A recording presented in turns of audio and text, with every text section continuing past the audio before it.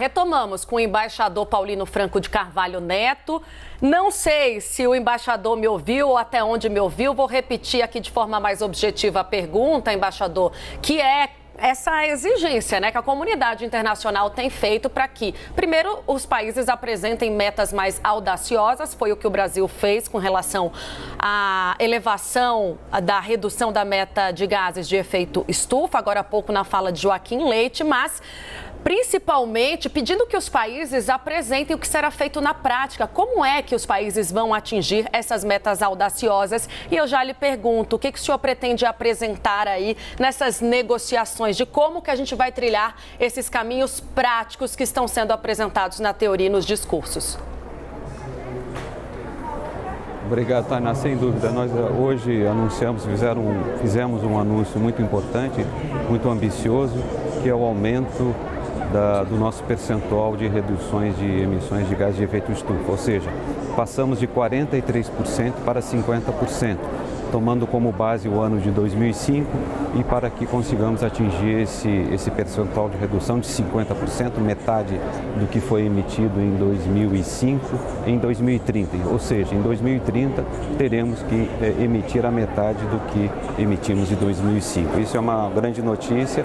Nós também oficializamos aqui na COP26 a nossa meta de neutralidade climática para 2030, que também é uma grande notícia. E claro, tudo isso, como você perguntou, e eu respondo da seguinte maneira: tudo isso exigirá um grande esforço por parte do governo brasileiro, do Brasil como um todo, dos setores econômicos, da sociedade brasileira, para que a gente possa chegar a cumprir essas metas que são vinculantes, elas têm um caráter legal, elas fazem parte do Acordo de Paris. Esse é um desafio não só do Brasil, de todos os outros países desenvolvidos e países em desenvolvimento. Só para que se tenha uma ideia, essa meta que o Brasil apresentou, ela é equivalente à meta dos Estados Unidos, é equivalente à meta da União Europeia, ou seja, o Brasil está na linha de frente, mesmo não sendo um país desenvolvido e mesmo tendo uma responsabilidade menor em relação aos países desenvolvidos no que diz respeito aí ao histórico de emissões de gases de efeito estufa. É uma vitória importante para o Brasil e que nós temos que levar adiante com muita responsabilidade. Embaixador, bom dia. Daniel aqui falando agora. Já há um plano prático para isso? Já há uma costura com o próprio Ministério do Meio Ambiente, com o Ministério da Agricultura e Abastecimento sobre quais são os pontos mais críticos que devem ser reduzidos, como, por exemplo, o desmatamento, a área de pasto? Daniel, obrigado. Não, sem dúvida. Há um planejamento em curso, isso envolve todos os ministérios, todos os órgãos do governo, isso ocorre no âmbito do Comitê Interministerial de Mudança do Clima e Crescimento Verde, em que esses planos são elaborados e cabe a esse comitê cobrar resultados para na execução desse plano. O nosso grande desafio, como se sabe, é o desmatamento. Nós temos que primeiro reconhecer, coisa que já fizemos, que o desmatamento é o nosso grande desafio, é um problema que temos que enfrentar, e se enfrentarmos e com êxito e contivermos o desmatamento, tenho certeza que nós alcançaremos essa meta até com alguma folga.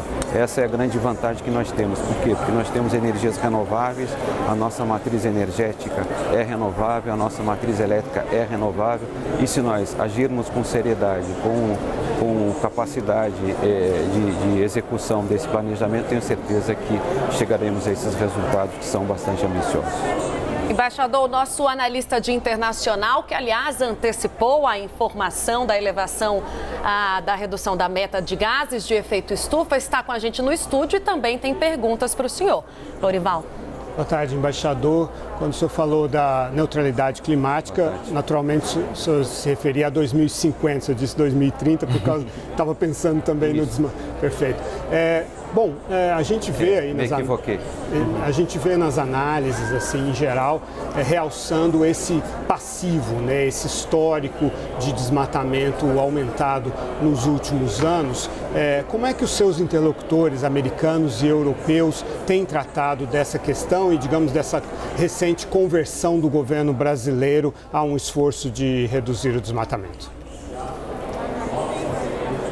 Não, os nossos interlocutores, outros países, partes aqui da Convenção do Acordo de Paris, eles têm demonstrado a compreensão e têm visto que essas ações do Brasil, essas novas ações, elas representam uma maior responsabilidade nossa e que nós queremos sim enfrentar esses desafios que não são só do Brasil, sem dúvida, Lorival, são basicamente também desafios, até em maior conta, de países desenvolvidos.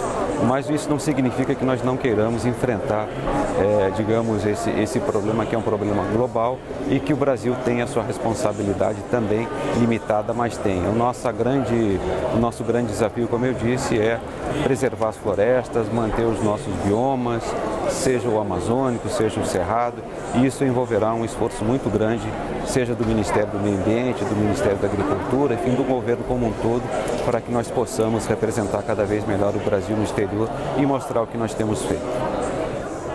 Embaixador, aqui a gente acompanhou os discursos do presidente Bolsonaro e também do ministro Joaquim Leite. O que tratamos mais cedo com a cientista política foi essa possível sinalização de que eles possam dar de não estarem presencialmente no evento. A gente já, na abertura do evento, a fala ser presencial.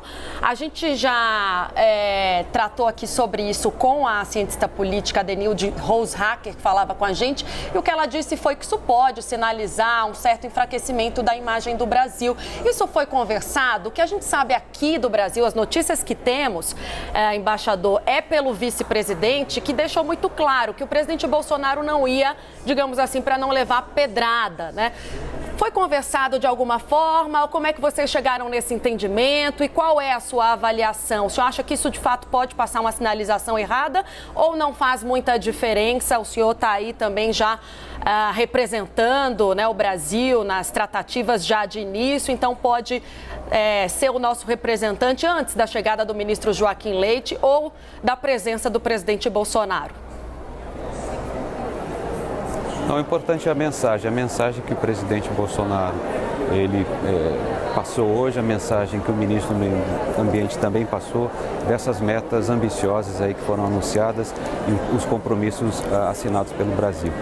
Pouco importa se isso foi virtualmente ou não, o fato é que nós entregamos essas mensagens, que são mensagens ambiciosas, e temos o compromisso de levar isso adiante. Na semana que vem, o ministro do Meio Ambiente estará aqui para poder conversar com ministros de outros países, defender o nome do Brasil também aqui em Glasgow. Isso é um trabalho de equipe em que estamos todos nós aqui envolvidos, Itamaraty, Ministério do Meio Ambiente, outros ministérios, representantes do setor privado, governos estaduais, sociedade civil. É uma conjugação de esforços aí de todos nós. Embaixador, nessa meta firmada na cúpula dos líderes do G20, nós vimos ali a limitação em 1,5 grau no aquecimento global. Como que essa meta brasileira agora de neutralidade na emissão de carbono até 2050 e de redução de 50% na emissão de gases de efeito estufa pode contribuir nessa meta de 1,5 grau para o aquecimento global? A meta de 1,5 grau é um dos propósitos, é o propósito principal, talvez, do Acordo de Paris. O objetivo dele é realmente conter o aumento global das temperaturas médias do planeta, obviamente, até 1,5 grau, tomando como base o período pré-industrial. Então, esse é o objetivo de todos nós, dos países que fazem parte do Acordo de Paris. E o Brasil tem feito a sua parte. As nossas metas agora já eram relativamente ambiciosas, são bastante mais ambiciosas agora, e com isso nós estamos, para usar uma expressão que tem sido usada, em linha aí com o Acordo de Paris, sem dúvida. Nós temos metas, como eu disse, ambiciosas, e cabe agora implementá-las até 2030 e no longo prazo até 2050. Esse é o exercício a que todos nós devemos nos debruçar agora. Lorival. Embaixador, com relação ao eliminar o desmatamento ilegal até 2030, que aliás o primeiro-ministro Boris Johnson mencionou esse objetivo no discurso de abertura dele, os seus interlocutores estão já lhe exigindo, é uma palavra forte, mas solicitando um plano detalhado, ou isso virá numa segunda etapa, na semana que vem? Não, enfim, o próprio Acordo de Paris diz que cada país, cada parte do acordo deve estabelecer as suas metas, os seus objetivos de contenção aí das emissões, de redução das emissões. Por isso que se utiliza a expressão nacionalmente determinada, contribuições nacionalmente determinadas, ou seja, cada país estabelece como chegará a reduzir essas metas previstas no Acordo de Paris. Então não se trata naturalmente de uma exigência, como também não cabe o Brasil exigir de outros países. Nós temos que cumprir, sim, os compromissos que nós assumimos no plano internacional, a exemplo do Reino Unido, Estados Unidos, União Europeia, China, Índia, enfim, e demais países aí que fazem parte do Acordo de Paris. É um compromisso nosso que nós assumimos, é do nosso interesse preservar a Amazônia, não só por questões de mudança do clima, mas para preservar a biodiversidade, preservar as comunidades tradicionais indígenas que vivem na região, para que nós tenhamos um regime de chuvas que permita a manutenção de uma agricultura competitiva. Enfim, é do nosso interesse, dos interesses nacionais mais legítimos, nós atingirmos esses objetivos aí a que nós nos propusemos. Embaixador, acho interessante a gente explicar para o nosso telespectador que às vezes não entende muito como é que funciona a COP26, quais são as etapas de diálogo e negociação. O senhor está aí com essa missão. Com quem que o Brasil tem dialogado, conversado? Quais são os assuntos tratados nessa primeira fase? E o que será a função do ministro do Meio Ambiente, Joaquim Leite, quando ele chegar com a delegação brasileira na próxima semana? Bom, o Brasil, tradicionalmente, nós temos uma aliança, digamos, lato sensu, né, com os países em desenvolvimento.